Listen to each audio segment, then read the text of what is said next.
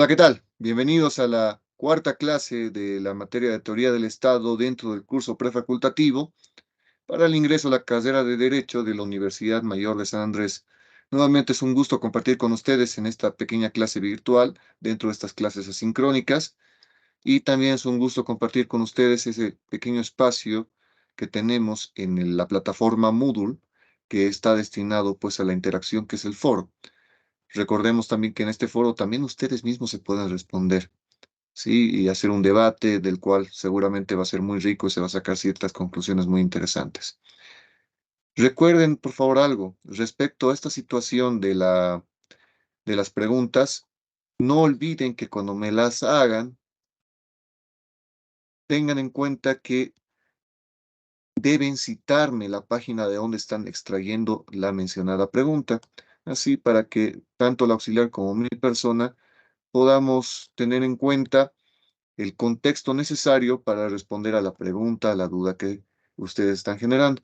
Como se han podido dar cuenta en las demás clases, pues no es lo mismo hablar sobre una cuestión desde una perspectiva, desde una visión, desde una ideología, etcétera, frente a otra. Entonces, por ello es muy importante la página para que no generemos una confusión, más aún que el examen que ustedes van a rendir va a ser de acuerdo, pues, básicamente al libro de Norberto Bobbio, el que estamos desarrollando en esta clasecita. Pero bueno, más allá de eso, empecemos. Nuevamente me presento, soy el magíster Edgar Gustavo Aguilar Camacho, abogado, por cierto, si es que no lo había aclarado. Soy docente de la carrera de Derecho de la Universidad Mayor de San Andrés y obviamente también soy docente en este curso. Es nuevamente un expresarles que mi agrado y también transmitir también el agrado de la auxiliar de colaborarles en este trayecto hacia el ingreso a la universidad. Bueno, sigamos. Estamos dentro del tema 3, Estado, Poder y Gobierno, del libro de Norberto Bobbio, nuevamente lo repito. Y en este caso, pues vamos a mencionar la cuestión de el punto 2 del tema 3, que es el nombre de la cosa, ¿sí? El nombre de la cosa. ¿Qué cosa? Pues a lo que nosotros ahora entendemos como Estado. Vamos a empezar con esa idea. Pero vamos, avancemos. Entonces, vamos a hablar sobre el origen del nombre.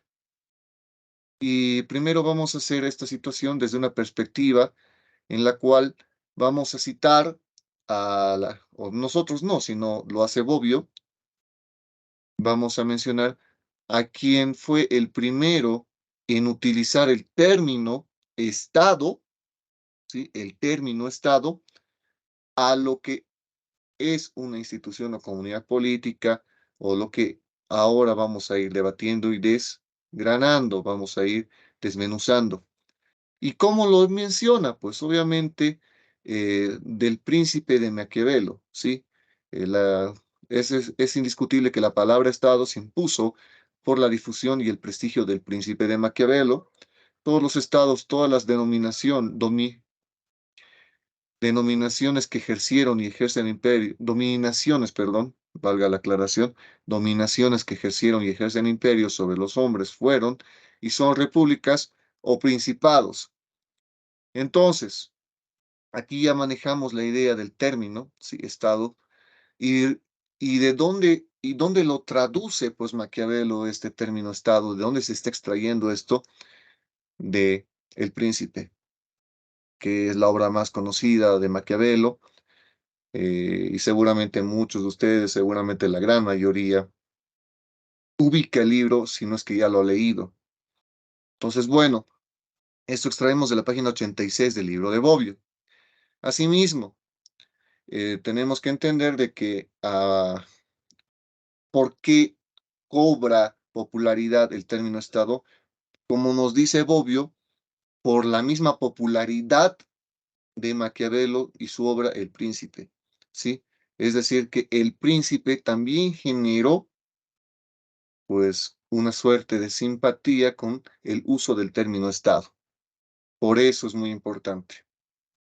Ahora, seguimos. El paso del significado común del término estatus de situación a estado en el sentido moderno de la palabra ya se había dado mediante el aislamiento del primer término de la expresión clásica status ret publicae. Todos dicen en Bobbio en la página 86.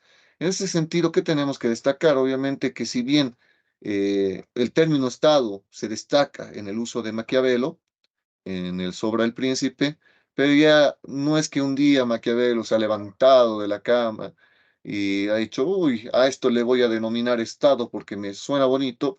No, sino porque básicamente ya se venía utilizando, se tenía la idea de manejar este término para lo que al fin y al cabo terminó derivando lo que es Estado. Entonces va en ese sentido. Y aquí está, aquí nos muestra el precedente de nuestro querido autor Norberto Bobbio. Seguimos en el origen del nombre. Con el autor de El Príncipe, nuevamente Maquiavelo citamos, el término Estado sustituyó paulatinamente, si bien a través de un largo camino, los términos tradicionales con los que había sido designada hasta entonces la máxima autoridad, organización de un grupo de individuos sobre un territorio en virtud del poder de mando. Sí, aquí nos da una idea de qué podemos entender como Estado. Porque previamente que se manejaba el término civitas, que traducía del griego moxis, y res publica, que los escritores romanos designaban al conjunto de las instituciones políticas de Roma, res publica. Y precisamente de las civitas, ¿sí? Que lo vamos a explicar un poquito más adelante, que está muy relacionado con la ciudad. Pero obviamente si ustedes revisan tratados un poco más antiguos, ¿sí? Libros sobre esto, pues van a ver que manejaban esta terminología.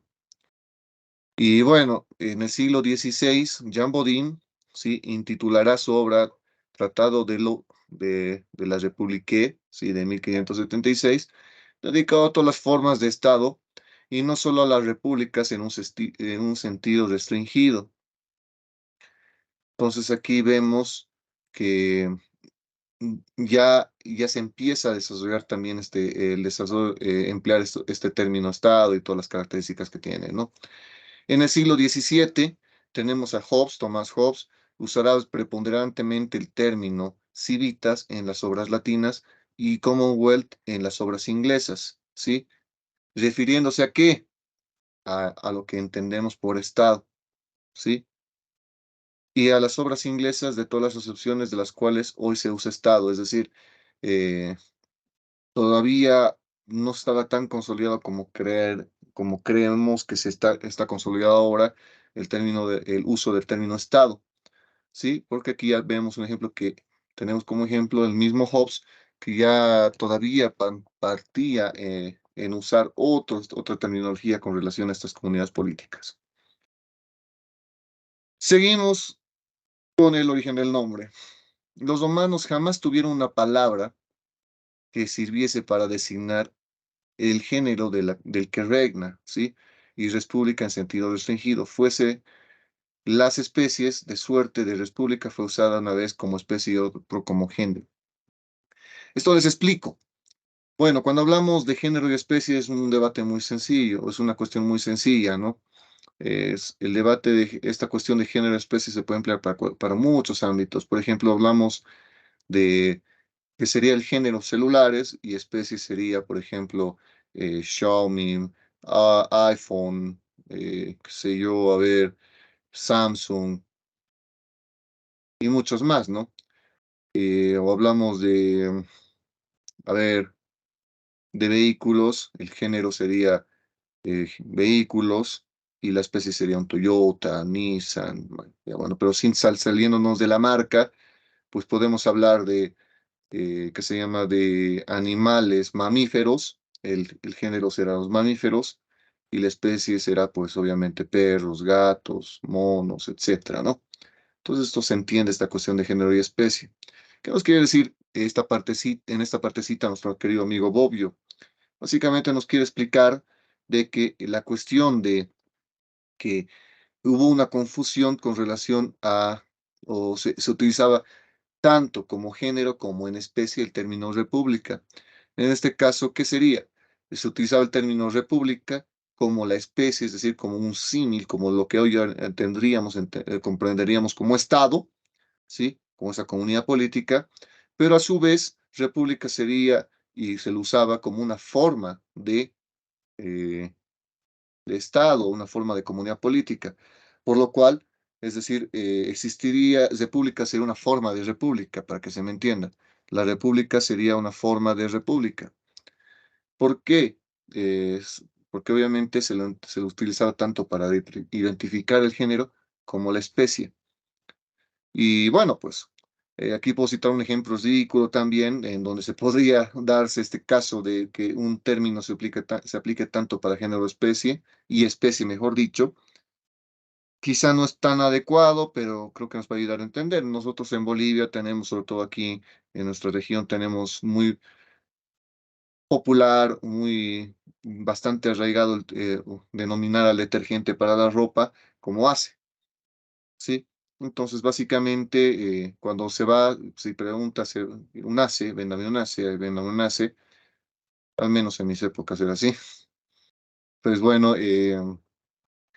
pues se entendía, ¿no? Y todavía la señora que nos vendía nos preguntaba cuál, Omo, Bolívar, no sé, Clean, qué sé yo, qué marcas habrá. Pues seguramente ya teníamos la respuesta, ¿no? El de nuestra preferencia. Pero obviamente entre esas opciones también existía ACE, ¿sí? Entonces a veces se compraba el producto ACE o se compraba un ACE marca ACE. Bueno, esto es una explicación, tiene una explicación un poco más profunda de por qué se hace eso y es muy popular en otros ámbitos, por ejemplo, Colgate, qué sé yo. Pero bueno, el punto es el siguiente, ¿no? Que en algunos casos un término puede ser tan aplicado para el género como para la especie. Seguimos.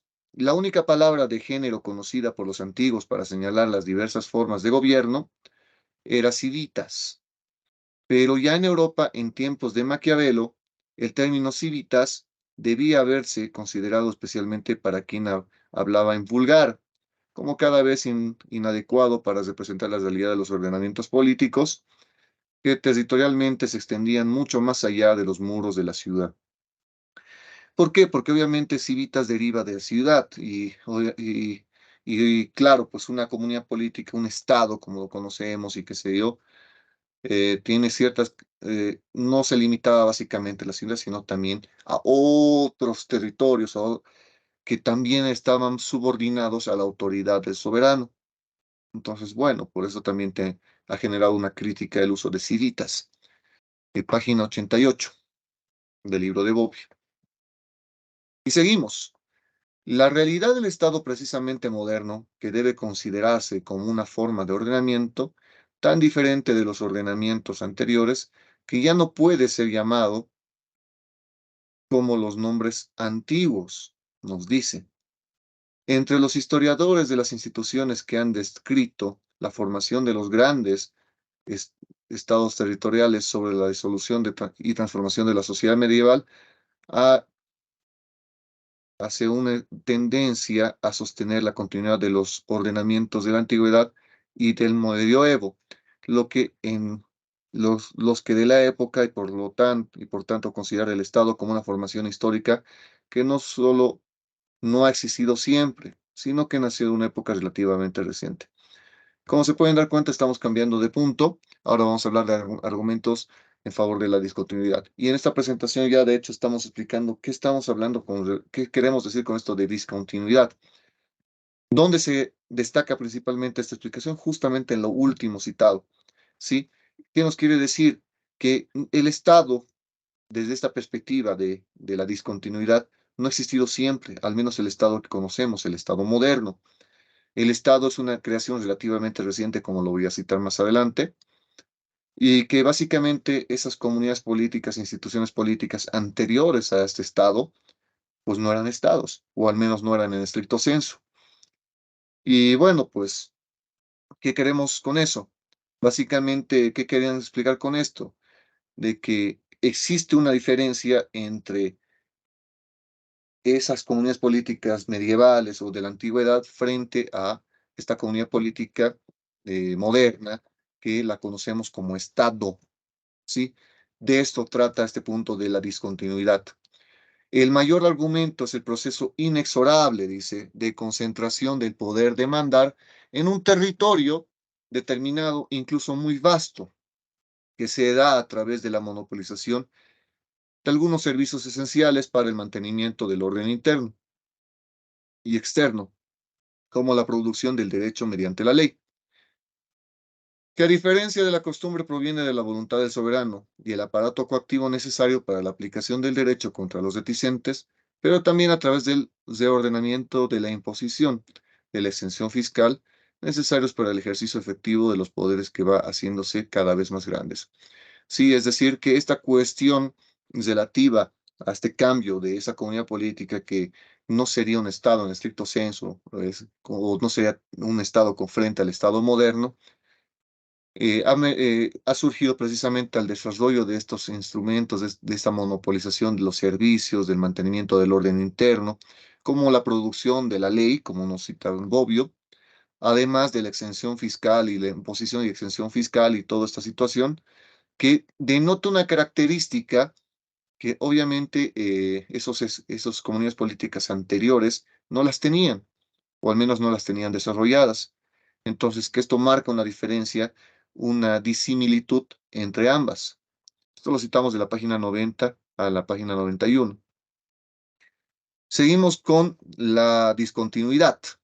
La concepción weberiana, que ya se ha vuelto comunis opinio, sí, opinión común, el Estado moderno definido mediante los dos elementos constitutivos, ¿sí? Es decir, desde la perspectiva de Weber, pues obviamente el Estado tendría que elementos constitutivos. Primero que nada, un aparato administrativo que tiene la función de ocuparse de la prestación de los servicios públicos. Entonces, el primer elemento es este aparato administrativo que presta los servicios públicos y que obviamente para que se cumplan las decisiones y todo esto del Estado, también la segunda cuestión o segundo elemento constitutivo sería que el monopolio legítimo de la fuerza, ¿sí? Otro elemento que caracteriza a un Estado y sobre todo que a un Estado moderno. Entonces, bueno, esto sacamos de la página 91, lo que hace referencia, Bobbio, a nuestro querido amigo Max Weber. Ahora, la cuestión de si el Estado existió siempre o si puede hablar del Estado solamente a partir de una cierta época es un asunto cuya solución depende únicamente de la distinción del Estado de lo que se parte. Si se da una definición amplia o restringida, nos dice, cuanto más numerosas son las connotaciones de un concepto, tanto más se restringe el campo que él denota, es decir, su extensión. ¿Esto qué nos quiere decir? Básicamente que mientras más particularidades, o con los términos que tienen en pantalla y en el libro, mientras más connotaciones tenga pues un Estado eh, o una comunidad política, lo hace más especial frente a los que no tienen. ¿Sí? Mientras más características tiene cierta cuestión, pues lo aleja de la cuestión de origen. A ver, y hacen una nueva especie, ¿sí? O un nuevo ámbito de clasificación, ¿no? Que lo distingue del anterior. Mm, a ver, entonces, ¿qué quiere decir con esto? Que este nuevo estado, el estado moderno, con todo el desarrollo, el bagaje que ha tenido y los aportes que ha tenido, ha merecido ciertas cuestiones que ha marcado diferencias frente a las otras. Esto citamos de la página 91. Y seguimos con los argumentos en favor de la discontinuidad. Y vamos a cerrar esta idea con que las semejanzas y diferencias entre los llamados Estado moderno y los ordenamientos anteriores, es decir, los anteriores al Estado moderno, sí deben resaltarse más unas que otras, cualquiera que sea el nombre que quiera darse a los diferentes ordenamientos. ¿Sí? Sierra nos dice esta idea de que independientemente si les llamas o no llamas Estado, lo que sí no puedes hacer desde esta perspectiva, nuevamente, de los que están a favor de la discontinuidad, lo que no se puede hacer, dice, es entender que ambos son lo mismo o ambos entrarían dentro del mismo grupo. ¿Por qué? Porque no lo son. Página 92. Al poner la cuestión en estos términos, se debe ir más allá del propio léxico, ¿sí? Para ubicar y describir los cambios que se presentaron en el caso de una forma de ordenamiento a otra. Entonces, va también esto, ¿no? Nuevamente, sigue la misma idea del párrafo anterior o la cita anterior y que, bueno, se destaca obviamente los cambios que han merecido. Esos son los argumentos a favor de la discontinuidad. Pero vamos a hablar sobre los argumentos en favor de la continuidad. Y con relación a esto, vamos a hablar, pues, precisamente vamos a partir citando a nuestro querido amigo Aristóteles, que en un tratado de política como el de Aristóteles orientado al análisis de la ciudad griega, no ha perdido nada de su eficiencia descriptiva y explicativa con respecto a los ordenamientos políticos que se fueron dando de entonces a la fecha. Es decir, si nos dice, si uno agarra uno de estos libros de Aristóteles, o citamos otro autor también, seguramente vamos a encontrar ciertas cuestiones, ciertas descripciones que son tan aplicables, eran tan aplicables para su época como para la actualidad, ¿sí? Que son situaciones muy comunes entre esa comunidad política de la cual trabajaba Aristóteles como de la comunidad política de la cual se tiene ahora, ¿sí? Del Estado moderno y todo eso. Entonces, un elemento que va con la continuidad es eso precisamente, ¿no? Que al fin y al cabo no has logrado hacer los cambios tan ostensibles que dejen o que le quiten importancia a trabajos que lo hacían en la edad antigua. Quien lea de Yuri Belli ad Pacis, de Derecho de Guerra y de Paz, de nuestro amigo Hugo Grocio, de 1625, que abrimos paréntesis, es uno de los que se destacan cuando se habla de derecho internacional público. De hecho, hasta la obra ya se nota, ¿no? Que involucra la relación entre comunidades políticas, por eso habla de derecho de guerra y de paz. Pero bueno, cerramos paréntesis, no deberá sorprenderse si se topa con una gran cantidad de ejemplos de jus gentium, derecho de gentes, tomados del mundo antiguo cuando los estados modernos, en el sentido que atribuyen esta expresión, los modernistas todavía no existían. Es decir, incluso el derecho que regulaba esas comunidades políticas de la antigüedad es un derecho que en la actualidad también se lo sigue empleando para resolver las controversias, regular las relaciones jurídicas entre los estados en la actualidad. Sí, el jus gentium, que es un precedente obviamente del derecho internacional. Entonces va en ese sentido. Eh, para continuar con este argumento a favor de la continuidad, citamos esto de la página 93. Seguimos con esto, argumentos a favor de la continuidad, corrijo, a favor de la continuidad. El propio Maquiavelo, ¿sí?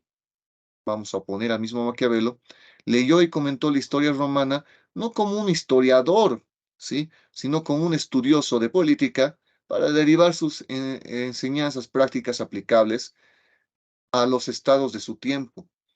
Y es verdad, eso no lo podemos negar. Quien ha leído El Príncipe al menos una vez sabe que esa es la metodología que ha empleado Maquiavelo para desarrollar su obra. Sí, y bueno, ¿qué más puedo comentar? Que evidentemente sí, ¿no? Que citabas casos incluso de Roma para dar ejemplos a las recomendaciones que hacía pues al príncipe, ¿no? El estudio de la historia romana a través de los grandes historiadores como Tito Livio o Tácito siempre ha sido una de las fuentes principales del estudio de la política que acompaña la formación y crecimiento del Estado moderno. Sí, otro argumento más para defender esto, defender la continuidad. Es decir, que estos autores que estudiaban una comunidad política de la antigüedad eh, es una bibliografía ineludible para estudiar ciencias políticas en la actualidad. Y esto es muy importante. El barón de Montesquieu escribió sus consideraciones sobre las causas de la grandeza y decadencia de los romanos. Sí, esto en 1734, es decir, también Montesquieu trabajó y analizó comunidades políticas de la antigüedad, porque tomando la perspectiva de la explicación de los continuistas, pues entendía de que eran tan aplicables para esa época como para la actualidad. Esto sacamos de la página 94 del libro de Norberto Bobbio. Seguimos con argumentos en favor de la continuidad. Rousseau, sí, Jean-Jacques Rousseau, dedica la última parte del contrato social de 1762 a un examen de las magistraturas romanas, los comicios, el tribunado, la dictadura, la censura, no con el objeto de desfogar una fácil e inútil erudición, sino fundamentalmente para mostrar su perenne vitalidad. Entonces, ¿qué queremos decir con esto? Perdón.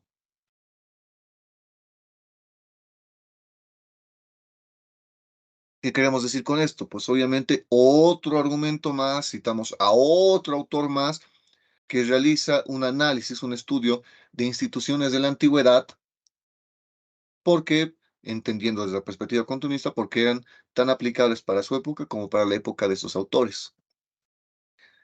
No podría explicar esta continua reflexión sobre la historia antigua y las instituciones de los antiguos si en un cierto momento del desarrollo histórico se hubiese dado una fractura tal que hubiese dado origen a un tipo de organización social y política incomparable con las del pasado, tan incomparable que él solo merecería el nombre Estado. Entonces cierra con esta cuestión este párrafo de la página 94. Ahora seguimos con argumentos en favor de la continuidad. Una vez más, nada muestra con mayor claridad la relatividad de la noción de la continuidad histórica, nos dice, que la disputa sobre la larga época de transición y de la supuesta decadencia, la barbarie que regresa a Vico, que lo vamos a mencionar, de hecho lo vamos a ver más adelante en una fotito, que habría sido el medioevo, ¿sí? ¿Por qué? Porque seguimos citando, también el Alto Medioevo no decae la idea del Regnum y del Imperium, o sea, que de un poder que es el único autorizado para ejercer en última instancia la fuerza, porque tiene como fin supremo de su preeminencia el mantenimiento de la paz y el ejercicio de la justicia. ¿Sí? Dos funciones que no pueden ser realizadas más que por quien posee el poder coactivo superior y legítimo. Sí, que es una característica de, obviamente, estas comunidades políticas, o al menos quienes reciben esta característica, esta calidad. Y precisamente porque es de esta manera, como observó Mark Bloch, has conservado durante siglos un vigor que sobrepasó el sistema de la sociedad feudal y dice se volvió uno de los principios básicos del estudio del Estado que llega a nuestros días. Sigue con esta línea argumentativa de fundar la continuidad, ¿sí? De respaldar la continuidad, y esto lo sacamos de la página 96 del libro de Bobbio. Y bueno, durante el medioevo, cuando los juristas elaboran la concepción jurídica del Estado, que no era desconocida para la teoría política romana, recuérdese Coetus Mutandis Iuris Consensus de Cicerón, ¿sí? Entonces, esta teoría política romana, pero que solamente a través de la elaboración de los primeros comentadores del Corpus Juris llega intacta casi hasta hoy. Sí, es decir, que incluso el análisis desde la perspectiva del estudio del derecho, pues obviamente el estudio que ha merecido el derecho de Roma y principalmente el estudio que se hizo del Corpus Juris, como nos cita acá, ha sido tan aplicable, tan útil en su momento como para en la actualidad. De hecho, es un trabajo que hacían los comentadores, que eran los estudiosos del derecho romano. La teoría de la soberanía con independencia, ¿no? Y por tanto, como poder de dictar leyes sin autorización. Todas estas cuestiones que ya se las identificaban en ese estado de la antigüedad, en esos estados de la antigüedad y obviamente también el medioevo. Y que mediante las diferentes interpretaciones, la lex regia de imperio pone en discusión el problema del fundamento del poder. Es decir, toda esta situación ya se había trabajado desde la antigüedad. No es que toda esta cuestión desde la perspectiva continuista nuevamente, no es que esto es nuevo y que es diferente frente a lo que se hacía en la antigüedad, no. Entonces, derivado de este debate de discontinuidad y continuidad, debemos preguntarnos y obviamente plantear una posible respuesta a esta pregunta. ¿Cuándo nació el Estado? Básicamente, vamos a seguir planteándonos lo que nos sugiere Bobbio. Dice que no puede dejar de plantearse el problema de si Estado existió siempre o si es un fenómeno histórico que aparece en un cierto momento de la evolución de la humanidad. ¿Sí? Primera cuestión. Esa duda es una duda que siempre va a existir. ¿Por qué? Porque se puede argumentar a favor y en contra. De hecho, ya hemos visto argumentos a favor y argumentos en contra con relación a esto. Una tesis, el Estado entendido como como ordenamiento político de una comunidad, nace de la discusión de la comunidad primitiva, basada en vínculos de parentesco y de la formación de comunidades más amplias, derivadas de la unión de muchos grupos familiares, por razones de sobrevivencia interna, la sustentación y externa, la defensa. Entonces, ¿qué tenemos que destacar de este párrafo? Es extraído de la página 97 y 98. ¿Sí?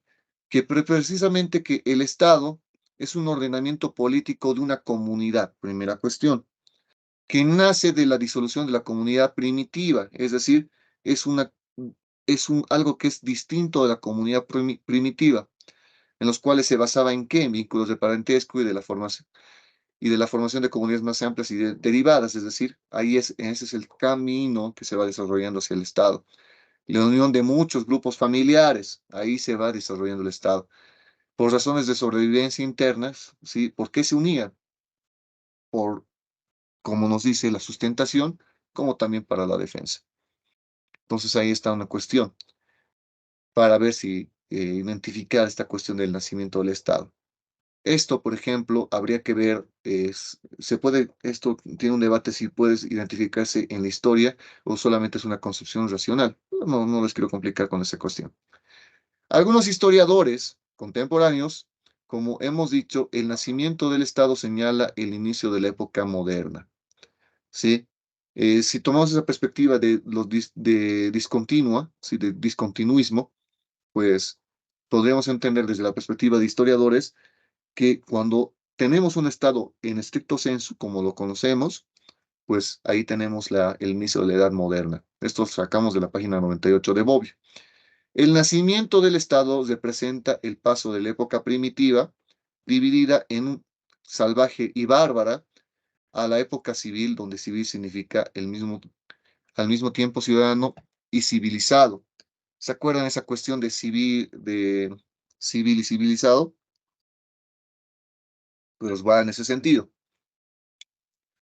Entonces, otra cuestión, eso tenemos que ver, ¿no? ¿Cuándo sería Estado y cuándo no? Obviamente, cuando no era, cuando estas comunidades eran salvajes y bárbaras. Cuando lo era, cuando eran civiles, en el sentido tanto de ser ciudadano como de ser civilizado. Y aquí les había prometido que les iba a presentar a nuestro amigo Vico, pues ahí lo tienen. Para Vico, la primera forma de Estado en sentido estricto, ¿sí? En estricto sensu, está precedida por el Estado ferino, ¿sí? El Estado asocial, ¿sí? Por el estado de las familias, que es un estado social, pero también no es propiamente político, y nace después de la revuelta de los sirvientes, los jefes de familia se ven obligados a unirse y dar vida a la primera forma de Estado, la República aristocrática. Esta es una explicación que hace Vico, citado obviamente por Norberto Bobbio, en los cuales existiría una etapa de primero el Estado ferino, después tenemos el estado de las familias y después, obviamente, por diferentes razones, ya tendríamos este estado. Ahora, vamos a citar a otro autor que plantea una posible respuesta a esta pregunta que la tenemos en pantalla. Al respecto, pues Engels nos dice que el Estado nace de la discusión de una sociedad gentilicia, ¿sí? ¿Basada en qué? En relaciones familiares y el nacimiento del Estado. Del Estado señala el paso de la barbarie a la civilización. Miren, aquí estamos coincidiendo un poco con Vico, donde los términos civilización es usado rousseauianamente como una connotación negativa.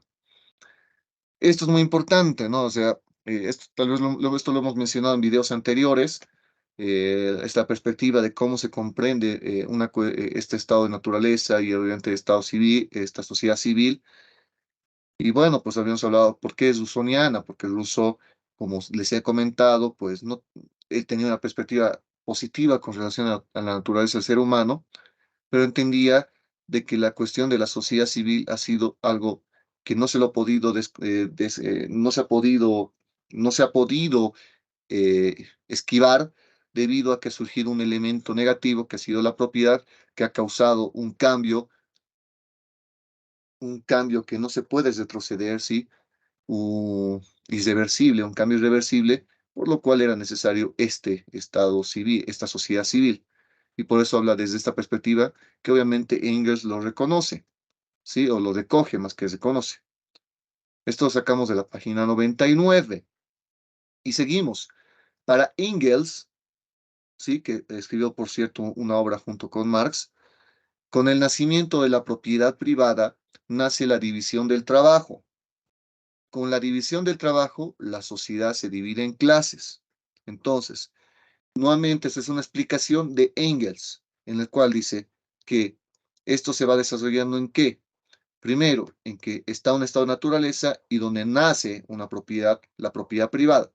Bárbaro. Esta propiedad privada, ¿qué genera? La división del trabajo. Bárbaro. ¿Qué genera la división del trabajo? Nos dice la sociedad. ¿Entre qué? Entre una división de clases. ¿Sí?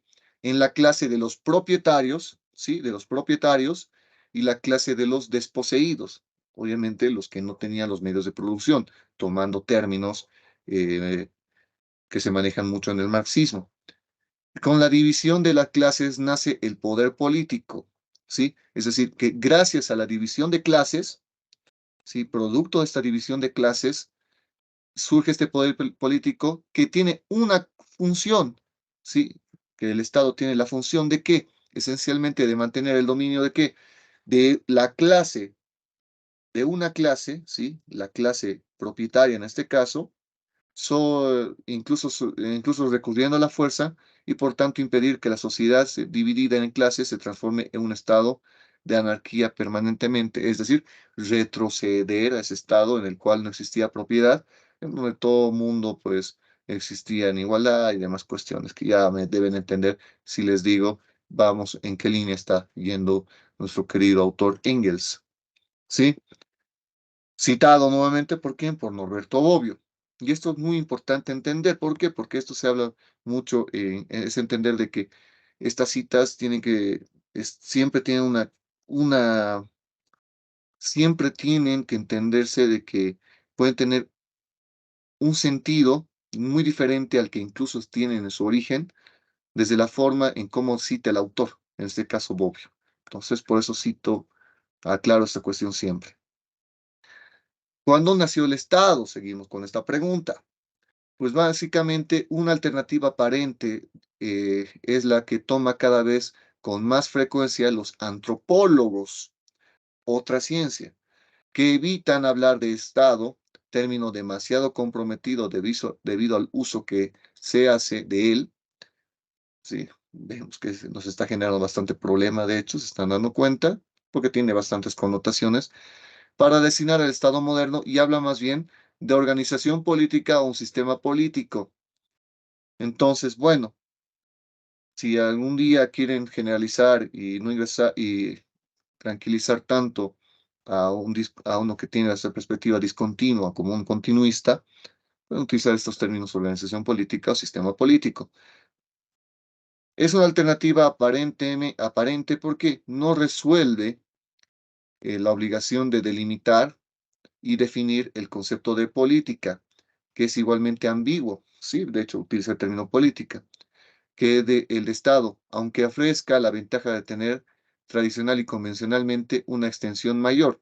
¿Sí? Porque obviamente si nos referimos a organización o organización política o sistema político, pues podremos, sin temor a de que nos debatan, al menos no mucho, eh, referirnos tanto a una organización o sistema político de la antigüedad, de la Edad Media, de la moderna o en la actualidad, ¿sí? Y bueno, pues va en ese sentido lo que nos plantea nuestro querido amigo Bobbio. ¿Qué más? Esto lo saca la página 100 y seguimos dentro de la misma página 100 y nos dice que una vez más, lo que importa es el análisis de las semejanzas y diferencias entre las diversas formas de organización social. Eso es lo que importa, ¿no? Cómo se organiza, pues obviamente la sociedad, cómo se pasa de una a otra, cuando se llega a una formación que presenta tales caracteres diferentes en referencia a lo anterior. Y nos dice que lleva a atribuirle un nombre diferente a una especificación diferente del mismo nombre. Pues bueno, va en ese sentido, ¿no? Lo que nos plantea nuestro querido amigo Bobbio, eh, de que cómo salvar este debate, ¿no? Entre lo que cuándo nació el Estado y cuándo podemos ponerle que se llama el momento puntual en el cual se tendría la autoridad para decir desde acá todo lo que es en adelante y que tenga estas características ese Estado. Y cuándo no. ¿Sí? Es un debate que pues obviamente puede ameritar mayores connotaciones. Bueno, nuevamente ya entramos a la última presentación. Eh, Como siempre digo, nos vemos en el foro. Esta, esta vez va a ser muy interesante. A ver, creo que en el anterior video no les hice una pregunta, una actividad con relación a revisar o destinadas a revisar si me han visto a la finalidad del video. Bueno, hagamos otra preguntita, ¿no? Veamos otra situación que ustedes me puedan responder en el foro o iniciando cada pregunta en el foro para ver si me están siguiendo, si están viendo el video. Aunque sea, respóndame eso para saber que me están viendo, ¿sí? Y así también le metemos un poquito más de energía, de ganas y de cariño también a estos videos, tanto de mi parte en la grabación como por parte de la auxiliar obviamente en la edición, sobre todo del intro. Y bueno, ¿cuál sería la actividad? Básicamente es eso.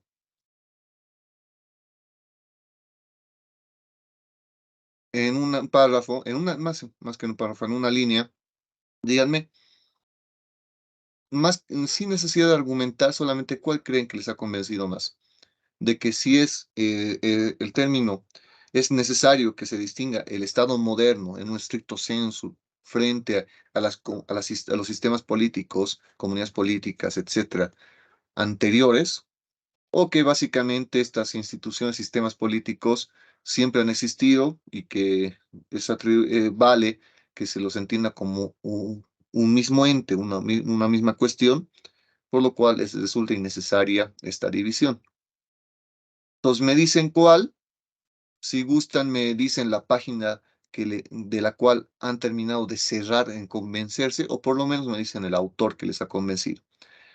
Recuerden que obviamente la información es bastante amplia, tenemos muchos espacios para lograr adquirir conocimientos, tenemos tanto espacios de medios documentales, escritos, también audiovisuales, ejemplo este.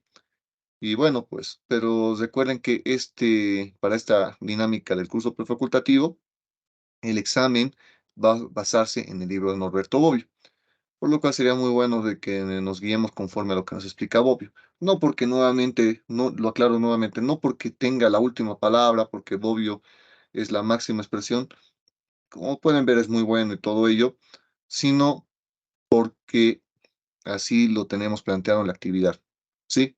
Ya después, si más adelante tenemos la suerte de volvernos a encontrar y de vernos en persona, me dicen, miren, yo he pasado con usted en el curso prefacultativo, va a ser muy interesante. Ya lo debatimos y bueno, en clases ya se hace más dinámico y ya se puede hacer más controversia sobre diferentes temas. Pero en este caso, como así está planteada la actividad, quedémonos con el libro de Bob.